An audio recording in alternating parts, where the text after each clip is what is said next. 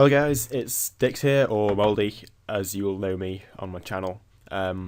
Dix is my name on this forum, which I'll talk to you about in a second. But this is basically a new series which I'll be doing. It's a really cool little tournament that's been set up on a forum that I've been frequenting since I was about 11. Basically, it's called the S&M Team Building Challenge. And I'll read a little description here. Competition that tests your ability to build teams under certain restrictions as well as your skill in battle. The idea is simple. Each round you'll be given a rule set, build a team, and then battle others to gain points. Competition will basically go like this. Rounds rules are announced. Players are randomly split into pools of 4 or so. Number and size of pools will vary based on the amount of people who will sign up.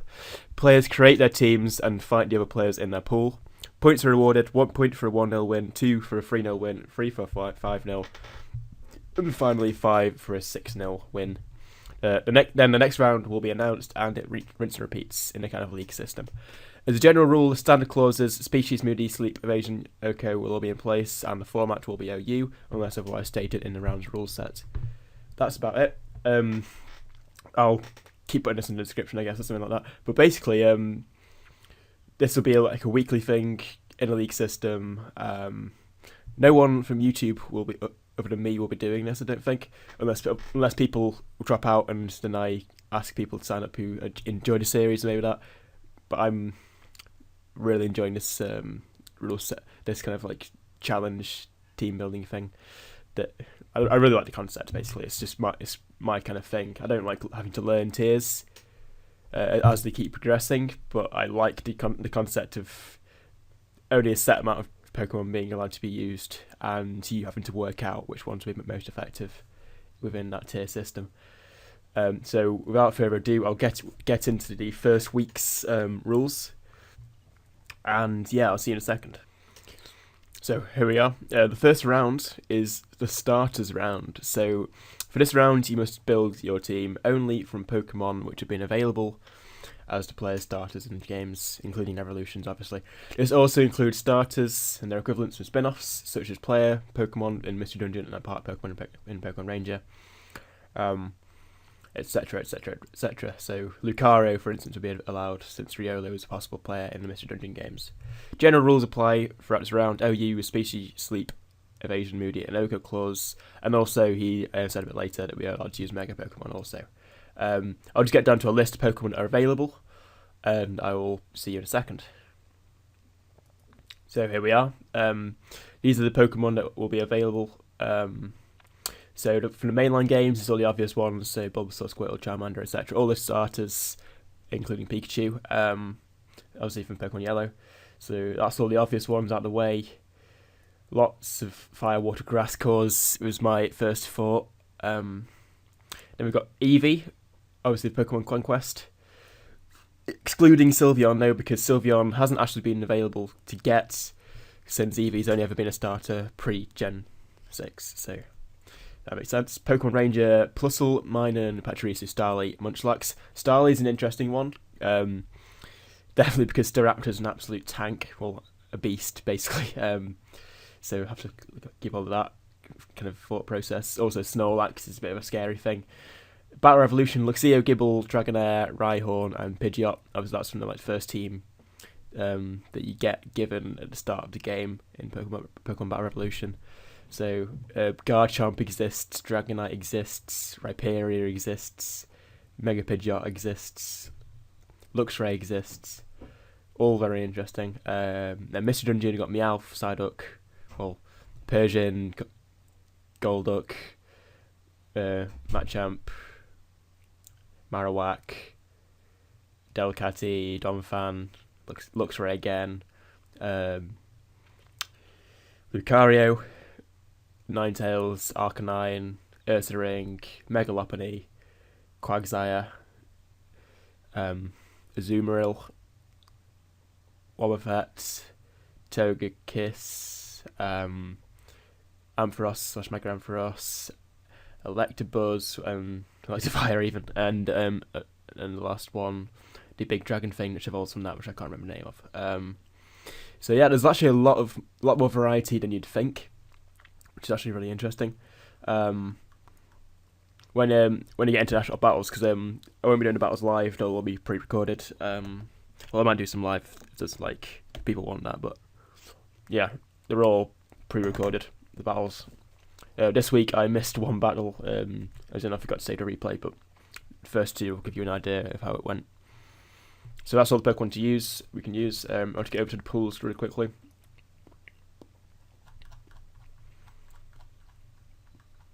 So Pool A is Flippy Kitten, Aaron, 142, Spills Kananka, Subrofa. Pool B, Bixrick, Blaxel, Pineapple.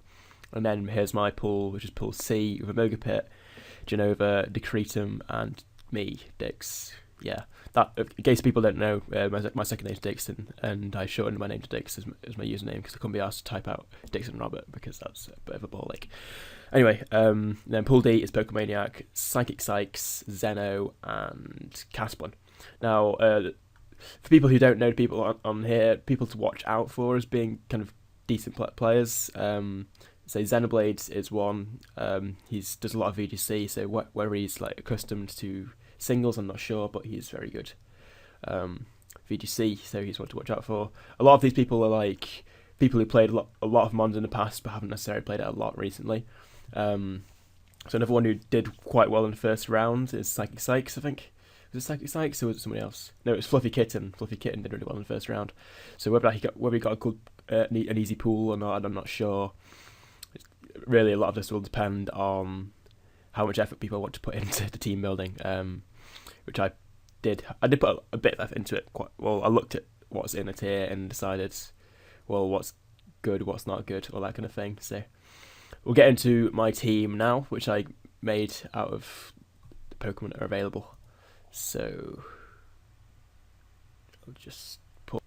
So my first choice, as you can probably tell from my reaction to it being in the kind of startup, was Staraptor. Now I chose Staraptor because basically a Scarfed Staraptor adapt with an adamant basically outspeeds everything, and it's really powerful. And also the amount of grass types which are threats in this tier is pretty hefty, so I thought Staraptor would be a really decent kind of like pivot of U-turn, Brave Birds. It's got good coverage as well for the tier, since there's not actually any steel types really. Well, there's not very many steel types or useful ones, from what I'm aware, apart from like Empoleon, and close combat deals with them anyway. So, well, not deals with it, but deals a good amount of damage. So Staraptor's coverage in this kind of selection of Pokemon is a very, very good broad thing. So double-edged Brave Bird, close combat U-turn, all very good stuff. Considering it as well, you got all the grass starters, which are all very good and difficult to deal with. So yeah, Staraptor was my first choice. Then I went with Mega Venusaur. I went with Mega Venusaur because looking at the tier again, it seemed like it'd be the best thing to fit in with everything that's in the tier. Wasn't anything that's like there's an abundance of psychic types. There's basically the only flying type really is Staraptor and Mega Charizard Y, and regular Charizard, I guess. But so there's not much that can really hit this thing. So I figured, why not? So I brought a bulky one, knock off Giga Drain, Sludge Bomb, Synthesis. Just like a little tanky kind of thing can wear through teams, which is always good. I then brought Swampert as my rocker. There's not many spinners / rockers.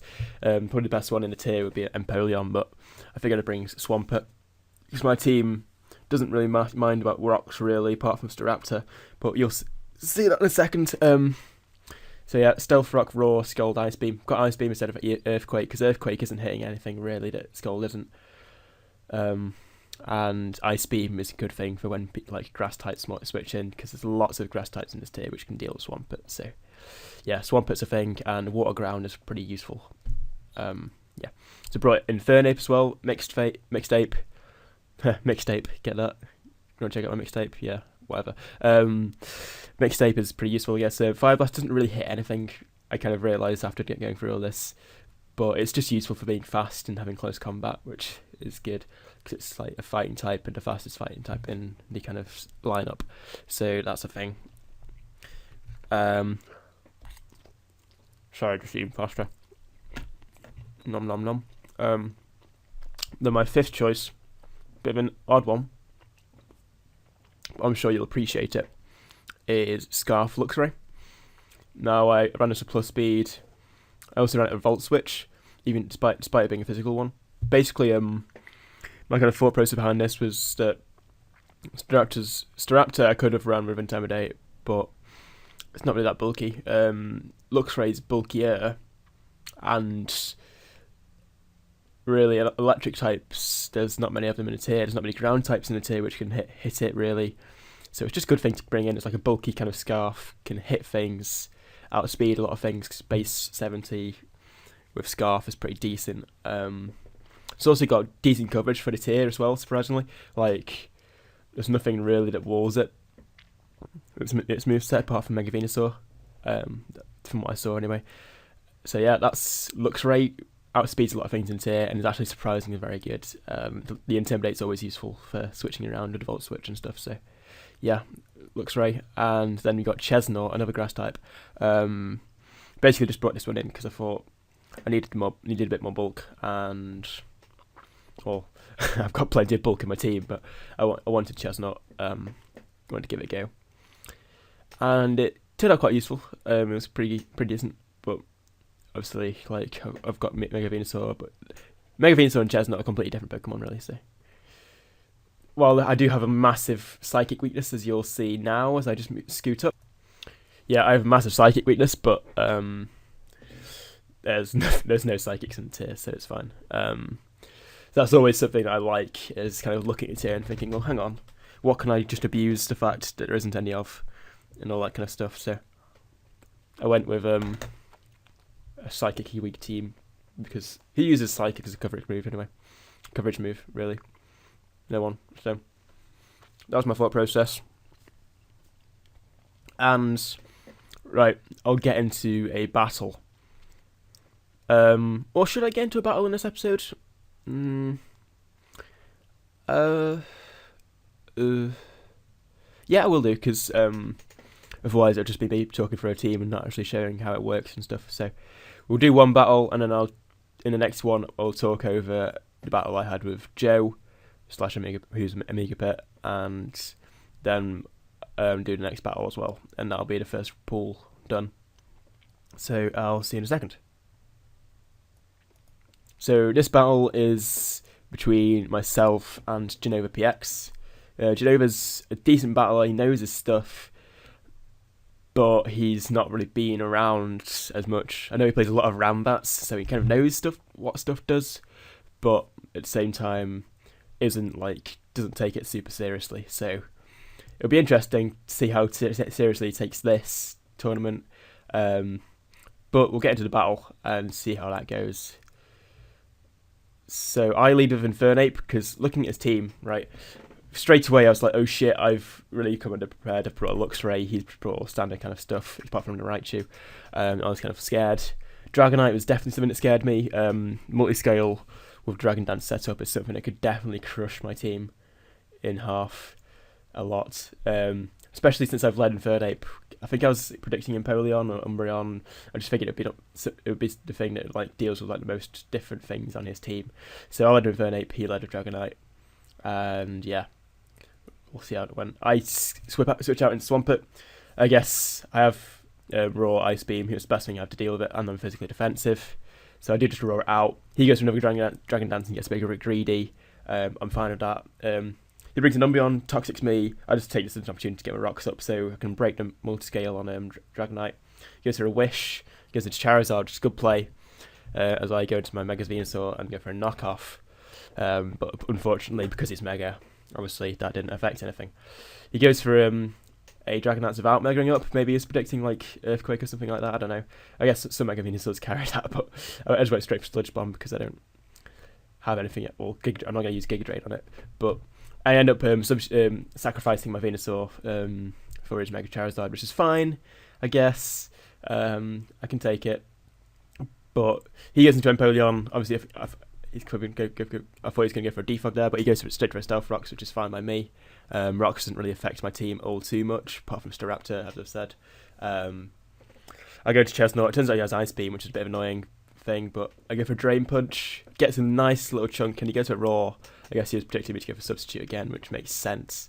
It would have been a nice little play, that, but I got a nice chunk off him in the end. I go straight for a Raw on that turn, and as Dragonite comes out, which is awesome, like, just more residual on that thing is all good in my book.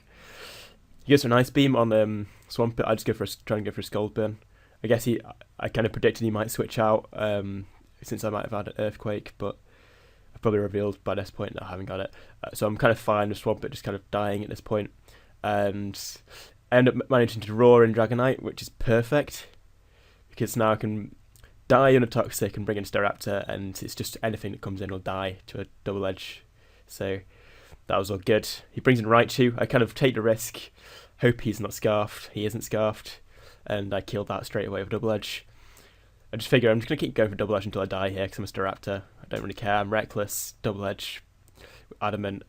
Things are going to die. So I decided I might as well save it, just in case, for the Machamp, which could be a bit of a problem. Dynamic Punch is always a problem. So I kind of keep it in reserve for a bit for one last hit, since he can live another turn of Rocks and bring in Luxray. Just to kind of leave Luxray in to die a bit here, to be honest. Unfortunately, Luxray didn't do too much in this game, but yeah, that's the thing anyway. Umbreon goes for a Protect here on my close combat, which is fair enough, but it's at the end of the day, anything that switches into that's going to die. He brings in the Empoleon, which was the good play, really. But really, Infernape has no reason not to just keep going for close combats here. So, although I do switch into Chestnut, I think it was just so I could kind of preserve it for a bit, see what Machamp wants to do, and get a free close combat on it later. Which I guess makes sense. I go for a Spiky Shield here. Just wanting to get as much residual on Machamp as possible to try and get, because I want to get 2 hits basically off. Because Staraptor can't come in yet because I don't have it in cleared. I can kill Umbreon yet. So just kind of trying to wear this down, getting a bit lucky at my confusions and stuff. He goes for a Stone Edge, which is a good play on the Spiky Shield because he didn't get any residual on that. But I do go for another one here as he goes for another Stone Edge, which is a good play again. I kind of figured, well, that's probably going to kill me anyway, but I'll go for a Stone Edge. He goes for a Dynamic Punch, obviously, like, just in case Stone Edge didn't kill. So I do get an extra bit of residual, which is awesome. And now that's pretty much game set and match, because Infernape can just come in and close combat things. And that's the game. So that was a good little game. Nice little mind games towards the end there on the Machamp and the Chestnut. Chestnut did his job, really, just getting a bit of residual down on the Machamp so I could deal with it with something else. And Infernape went to win the battle in the end. So that was a nice little battle. Really enjoyed. I'm really enjoying this kind of setup and tournament kind of thing. So if you guys are just as interested in it as I am, then please give us a like, all that kind of stuff. And yeah, hope you enjoyed. This has been Mouldy, and goodbye.